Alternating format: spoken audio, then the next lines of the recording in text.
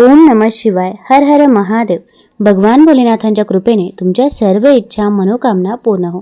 श्रावण म्हणजे व्रतवैकल्यांचा सण म्हणून त्याची हिंदू धर्मात ओळख आहे. श्रावणातल्या प्रत्येक सोमवारी महादेवांची मनोभावे पूजा शिवभक्त करतात. श्रावणातल्या प्रत्येक सोमवारी महादेवाच्या पिंडीवर बेलपत्र अर्पण केलं जातं. त्याचबरोबर श्रावणातल्या प्रत्येक सोमवारी शिवभक्त महादेवांना शिवामूठ अर्पण करतात. ही शिवामूठ म्हणजे नक्की काय, तर ही श्रावणामध्ये का वाहतात, तसेच याची कथा काय आहे, तर ते आज आपण या व्हिडिओमधून जाणून घेणार आहोत. ही कथा ऐकल्यामुळे आपल्या आयुष्यामधील दुःख, दारिद्र्य, गरिबी ही दूर होत असते आणि घरामध्ये सुख, शांती, समृद्धी येते. त्यामुळे व्हिडिओ स्किप न करता शेवटपर्यंत जरूर बघा. चॅनलमध्ये नवीन असाल तर चॅनल लाईक करा व सबस्क्राईब देखील करा. तसेच कमेंटमध्ये हर हर महादेव किंवा ओम नमः शिवाय लिहायला विसरू नका, जेणेकरून आपल्याला देखील भगवान भोलेनाथांचा आशीर्वाद नक्कीच प्राप्त होईल. शिवामूठ म्हणजे नैवेद्याच्या स्वरूपात महादेवाला अर्पण करण्यात येणाऱ्या धान्यांची मूठ, त्याला शिवामूठ असं म्हणतात. श्रावण महिन्यात विशेषतः सोमवारच्या दिवशी भगवान शंकरांना अर्पण करतात. श्रावण महिन्यात महादेवाची विशेष पूजा केली जाते, कारण हा महिना शिवभक्तीचा महिना मानला जातो. या महिन्यात भगवान शिव कैलासावर वास्तव्याला आलेले असतात असे मानले जाते, म्हणून भक्त शिवामूठ वाहून त्यांचे स्वागत करतात. श्रावण महिना हा भगवान शंकरांना अत्यंत प्रिय आहे. त्यामुळे शिवभक्त श्रावण महिन्यातील प्रत्येक सोमवारी भगवान महादेवांची आराधना करतात. शिवामूठमध्ये सहसा 5 किंवा 7 धान्यांचा समावेश असतो. हे धान्य पंचतत्वाचं प्रतीक मानलं जातं. पृथ्वी, जल, तेज, वायू आणि आकाश ही तत्वे संतुलित राहावी, तसेच संपूर्ण सृष्टीचे पालनहार हे ब्रह्मा, विष्णू आणि महादेव आहेत. त्यामुळे त्यांच्याप्रती कृतज्ञता व्यक्त करण्यासाठी मनुष्य शिवमूठ ही अर्पण करत असतो. तसे श्रावण महिन्यात पावसाळा असतो आणि शेतकऱ्यांनी नुकतीच पेरणी केलेली असते. शेतीची भरभराट व्हावी आणि पीक चांगलं यावं अशा भावनेने भक्त शिवामूठ वाहतात. प्रत्येक धान्याचे विशिष्ट गुणधर्म असतात. उदाहरणार्थ मूग हे शुद्धतेचं प्रतीक मानलं जातं. उडीद हे बलवर्धक मानलं जातं. त्यामुळे ही अर्पणविधी आरोग्य आणि आध्यात्मिक उन्नतीसाठी उपयुक्त ठरते. निसर्ग आपल्याला कायमच भरभरून देत असतो. पृथ्वीवरील सर्व सजीवांच्या निरोगी आरोग्यासाठी निसर्ग कायमच जे उत्तम आहे ते देण्याचं काम करतो. त्यामुळे त्याला धन्यवाद देण्यासाठी म्हणून शिवामूठ वाहण्यात येते. निसर्गाप्रती कृतज्ञ असणं असा त्याचा अर्थ होतो. शिवामूठ म्हणजे अहंकाराचा त्याग, समर्पण, कृतज्ञता आणि शुद्ध भावनेने परमेश्वराला केलेलं समर्पण आहे असं अध्यात्म सांगतं. हिंदू धर्मानुसार श्रावणात पृथ्वीवर महादेवाचं वास्तव्य असतं. त्यामुळे महादेवांना शिवामूठ अर्पण करणं अधिक प्रभावी ठरतं. महादेवाची आराधना केल्याने भक्तांना सकारात्मक ऊर्जा आणि आंतरिक शांतता देखील लाभते. आता या व्हिडिओमध्ये आपण 2 कथा जाणून घेणार आहोत. एक कथा आहे तर ती श्रावणी सोमवारची आणि दुसरी कथा आहे तर ती शिवामूठीची. आटपाट नगर होतं. तिथे एक राजा होता. राजाला 4 सुना होत्या. 3 आवडत्या होत्या, 1 नावडती होती. आवडत्या सुनांचा तो चांगला सांभाळ करी. नावडतीला जेवायला उष्ट, नेसायला जाड भरडं, राहायला गुरांचं बेट दिलं. गुराख्याचं काम दिलं. पुढे श्रावण मास आला. पहिला सोमवार आला. ती राणी गेली.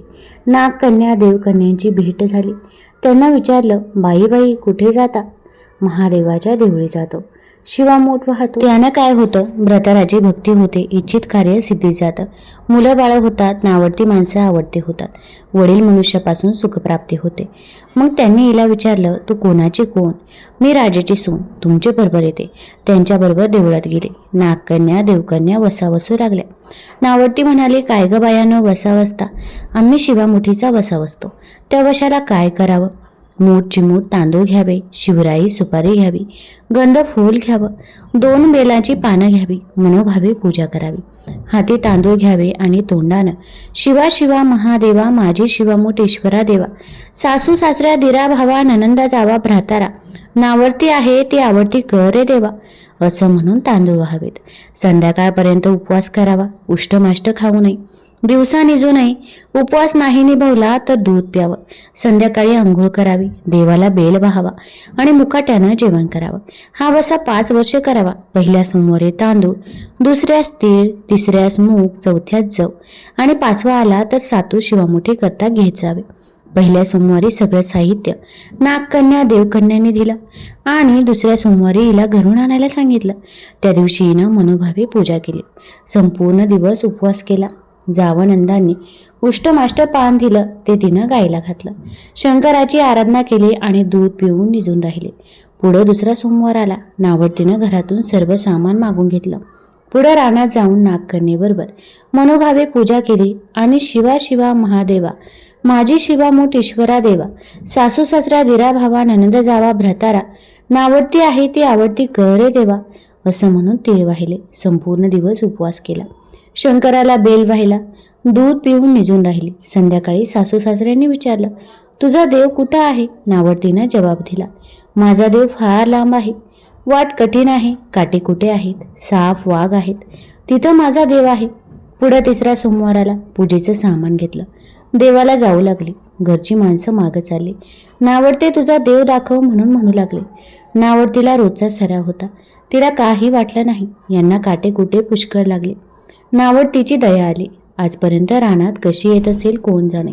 नावडतीला चिंता पडली. देवाची प्रार्थना केली. देवाला तिची करुणा आली. नागकन्या देवकन्या यांसह वर्तमान देऊळ सुवर्णाचं झालं. रत्नजडिताचे खांब झाले. हंड्या झुंबरं लागली. स्वयंभू महादेवाची पिंडी झाली. सगळ्यांनी देवाचं दर्शन घेतलं. नावडती पूजा करू लागली. गंध फूल वाहू लागली. नंतर मूग घेऊन शिवा शिवा महादेवा, माझी शिवा मूठ ईश्वरा देवा, सासू सासऱ्या दिरा भावा ननंद जावा भ्रतारा, नावडती आहे ती आवडती कर रे देवा, असे म्हणून शिवाला वाहिले. राजाला मोठा आनंद झाला. नावडतीवर प्रेम वाढलं. दागिने ल्यायला दिले. खुंटीवर पागोटं ठेवून तळ पाहायला गेला. नावडतीची पूजा झाली.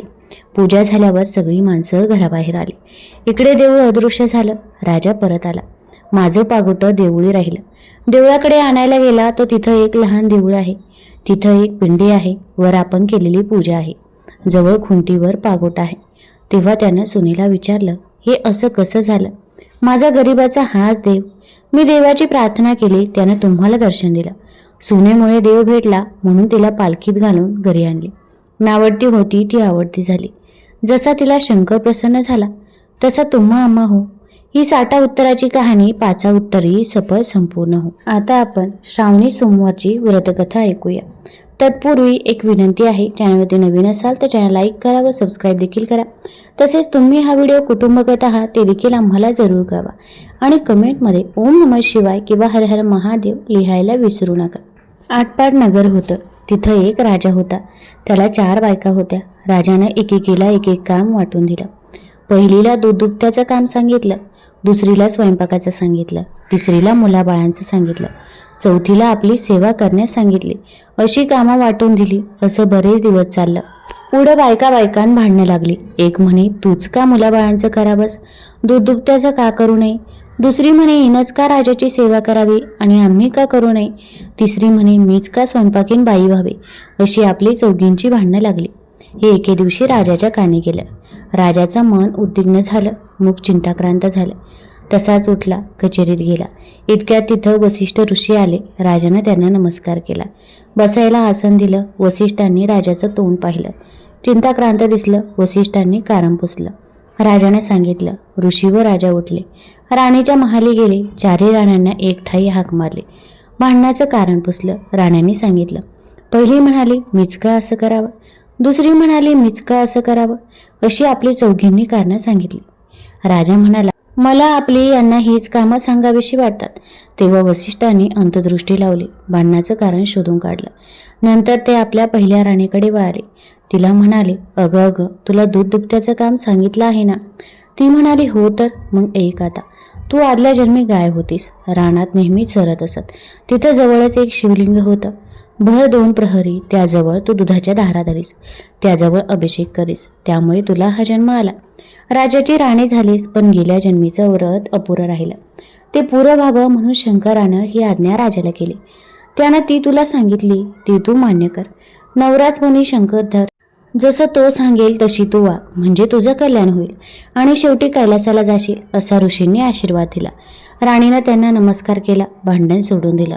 सुखासमाधानानं वागू लागले. पुढं काय झालं? ऋषी दुसऱ्या राणीकडे वळाले.